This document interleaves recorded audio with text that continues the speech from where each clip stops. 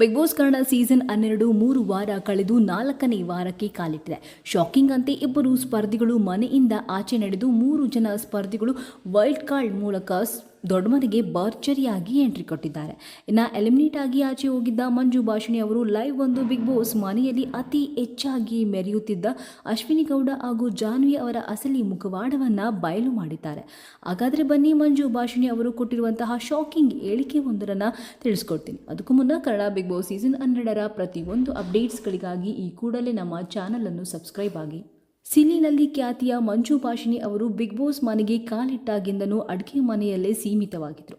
ಜಂಟಿಯಾಗಿ ಎಂಟ್ರಿ ಕೊಟ್ಟ ಇವರು ಎಲ್ಲೂ ಕೂಡ ಒಂದು ನೆಗೆಟಿವ್ ಮಾರ್ಕನ್ನು ಮಾಡಿಕೊಳ್ಳದೆ ಕೊನೆಗೂ ಬಿಗ್ ಬಾಸ್ ಮನೆಯಿಂದ ಆಚೆ ಬಂದಿದ್ದಾರೆ. ಫಿಸಿಕಲ್ ಟಾಸ್ಕ್ನಲ್ಲಿ ಆಡದೆ ಇದ್ರೂ ವ್ಯಕ್ತಿತ್ವದಲ್ಲಿ ಒಳ್ಳೆಯ ಹೆಸರನ್ನ ಮಾಡಿದ ಇವರು ಬಿಗ್ ಬಾಸ್ ಮನೆಯಿಂದ ಆಚೆ ಬಂದ ಬಳಿಕ ಅಶ್ವಿನಿ ಗೌಡ ಹಾಗೂ ಜಾನ್ವಿ ಅವರ ಬಗ್ಗೆ TV9 ಲೈವ್ ಸಂದರ್ಶನವೊಂದರಲ್ಲಿ ಸ್ಪರ್ಧಿಗಳ ಗುಟ್ಟನ್ನು ರಿವೀಲ್ ಮಾಡಿದ್ದಾರೆ. ಹೌದು, ಅಶ್ವಿನಿ ಹಾಗೂ ಜಾನ್ವಿ ಅವರು ಸುಮ್ಮನೆ ಎಲ್ಲರ ಮೇಲೆ ಟಾರ್ಗೆಟ್ ಮಾಡ್ತಾ ಇದ್ರು. ಬಿಗ್ ಬಾಸ್ ಮನೆಯಲ್ಲಿ ಇರಬೇಕು ಅಂತಾನೆ ಏನಾದರೂ ಒಂದು ಕಂಟೆಂಟ್ ಕ್ರಿಯೇಟ್ ಮಾಡ್ತಾ ಇರಬೇಕು, ಇಲ್ಲಾಂದರೆ ನಾವು ಕ್ಯಾಮ್ರಾ ಕಣ್ಣಿಗೆ ಕಾಣಿಸ್ಕೊಳ್ಳಲ್ಲ ಎಂದು ಹಲವಾರು ಬಾರಿ ಅಶ್ವಿನಿ ಹಾಗೂ ಜಾನ್ವಿ ಅವರು ನನಗೆ ತಿಳಿಸಿದರು. ಹಾಗಂತ ಪದೇ ಪದೇ ಜಗಳ ಆಡೋದು, ಬೇಡದೇ ಇರೋ ವಿಚಾರದಲ್ಲಿ ಮೂಗು ತೋರಿಸೋದು, ಸಣ್ಣ ಪುಟ್ಟ ವಿಚಾರಕ್ಕೂ ವಾಯ್ಸನ್ನು ರೈಸ್ ಮಾಡೋಕ್ಕೆ ನನಗೆ ಇಷ್ಟ ಇರಲಿಲ್ಲ. ಆದರೆ ಅವರಿಬ್ಬರು ಮಾತ್ರ ಪ್ರತಿ ವಾರ ಒಬ್ಬರನ್ನ ಟಾರ್ಗೆಟ್ ಮಾಡ್ತಾನೆ ಬಂದಿದ್ರು.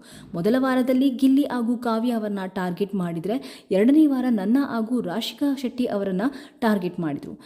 ಇನ್ನು ಮೂರನೇ ವಾರ ಎಲ್ಲರಿಗೂ ಗೊತ್ತಿರೋ ಹಾಗೆ ಚಿಕ್ಕ ಹುಡುಗಿ ಅಂತಲೂ ನೋಡದೆ ರಕ್ಷಿತಾ ಶೆಟ್ಟಿ ಅವರನ್ನು ಕೂಡ ಟಾರ್ಗೆಟ್ ಮಾಡಿ ಬಾಯಿಗೆ ಬಂದ ಹಾಗೆ ಬೈಯುತ್ತಾ ಇಲ್ಲಸಲ್ಲದ ಅಪವಾದಗಳನ್ನು ಅವರ ಮೇಲೆ ಓರಿಸಿ ಒಳ್ಳೆ ಮೃಗಗಳ ಹಾಗೆ ವರ್ತಿಸ್ತಾ ಇದ್ರು. ಇವರಿಬ್ಬರು ಕೂಡ ಇದನ್ನೇ ಸ್ಟ್ರಾಟಜಿಯಾಗಿ ಬಳಸ್ಕೊಂಡಿದ್ರು. ಮನೆಯಲ್ಲಿ ಉಳಿಯಬೇಕು ಅಂದರೆ ಜಗಳ ಮಾಡ್ತಾ ಇರಬೇಕು, ಎಲ್ಲರಿಗೂ ಟಾಂಗ್ ಕೊಡ್ತಾ ಇರಬೇಕು, ಆಗ ಮಾತ್ರ ಹೈಲೈಟ್ ಆಗ್ತೀವಿ ಅಂತ ಅಶ್ವಿನಿ ಗೌಡ ಅವರು ಯಾವಾಗಲೂ ಜಾನ್ವಿ ಅವರಿಗೆ ಹೇಳ್ತಾ ಇದ್ರು. ಜಾನ್ವಿ ಅವರು ಕೂಡ ಅಶ್ವಿನಿ ಹೇಳಿದ ಮಾತಿಗೆ ತಲೆಯನ್ನ ತೂಗುತ್ತಾ ಅವರ ತಾಳಕ್ಕೆ ಕುಣಿತಾ ಇತ್ತು. ಜಾನ್ವಿ ಅವರಂತೂ ಇನ್ನು ಇಂಡಿವಿಜುವಲ್ ಆಗಿ ಆಡಲು ಶುರು ಮಾಡಿಲ್ಲ. ಮೊದಲು 2 ವಾರ ಅಶ್ವಿನಿ ಜಾನ್ವಿ ಅವರು ಇಬ್ಬರೇ ಎಲ್ಲರ ಮುಖಕ್ಕೆ ಮಸಿಯನ್ನ ಬಳ್ತಾ ಇದ್ರು. ಇದೀಗ ಆ ಒಂದು ಗುಂಪಿಗೆ ಕಾಕ್ರೋಚ್ ಸುಧೀರ್ ಅವರು ಕೂಡ ಜಾಯ್ನ್ ಆಗಿದ್ದಾರೆ. ಅವರು ಹಾಕುವ ತಾಳಕ್ಕೆ ಇವರು ಕೂಡ ಕುಣಿಯುತ್ತಿದ್ದಾರೆ. ಈಗ 3 ಜನರು ಕೂಡ ಒಬ್ಬರನ್ನೇ ಟಾರ್ಗೆಟ್ ಮಾಡಿ ಬೇಕು ಅಂತಾನೆ ಪರ್ಸನಲ್ ಅಟ್ಯಾಕ್ ಮಾಡುವುದು, ಅವರ ಮಾತಿಂದ ಕುಗ್ಗಿಸೋದು, ಎಲ್ಲರ ಬಳಿ ಹೋಗಿ ಅವರ ಬಗ್ಗೆ ನೆಗೆಟಿವ್ ಆಗಿ ಮಾತನಾಡೋದು, ಅವರಿಗೂ ಕೂಡ ಒಂದು ನೆಗೆಟಿವ್ ಒಪಿನಿಯನ್ ಬರೋ ಹಾಗೆ ಮಾತನಾಡ್ತಿದ್ರು. ಇದೇ ಈ 3 ಜನರ ಸ್ಟ್ರಾಟಜಿ ಆಗಿತ್ತು. ಪಾಪ ಅಲ್ಲಿ ಇರುವ ಕೆಲವು ಸ್ಪರ್ಧಿಗಳಿಗೆ ಇನ್ನೂ ಇದು ತಿಳಿದು ಬಂದಿಲ್ಲ. ಆದರೆ ಗಿಲ್ಲಿ ಹಾಗೂ ರಕ್ಷಿತಾ ಶೆಟ್ಟಿ ಮಾತ್ರ ಅವರಿಬ್ಬರಿಗೂ ಸಖತ್ತಾಗಿ ಟಕ್ಕರ್ ಕೊಡ್ತಾ ಇದ್ರು.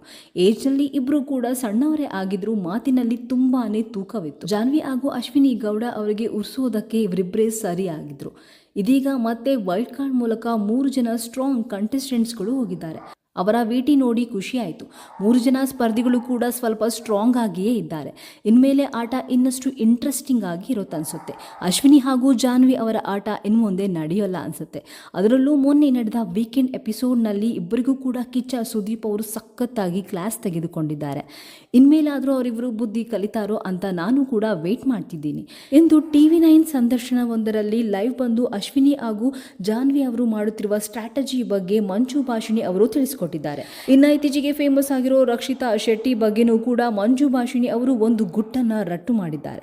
ಈ ಒಂದು ವಿಚಾರವನ್ನ ಮುಂದಿನ ವಿಡಿಯೋದಲ್ಲಿ ತಿಳಿಸ್ಕೊಡ್ತೀನಿ. ಅದಕ್ಕೂ ಮುನ್ನ ಕನ್ನಡ ಬಿಗ್ ಬಾಸ್ ಸೀಸನ್ 12ರ ಪ್ರತಿಯೊಂದು ಅಪ್ಡೇಟ್ಸ್ಗಳಿಗಾಗಿ ಈ ಕೂಡಲೇ ನಮ್ಮ ಚಾನಲ್ ಅನ್ನು ಸಬ್ಸ್ಕ್ರೈಬ್ ಆಗಿ. ಈ ವಿಡಿಯೋ ನಿಮಗೆ ಇಷ್ಟವಾಗಿದ್ದಲ್ಲಿ ತಪ್ಪದೇ ಲೈಕ್ ಮಾಡುವುದರ ಮೂಲಕ ತಿಳಿಸಿ.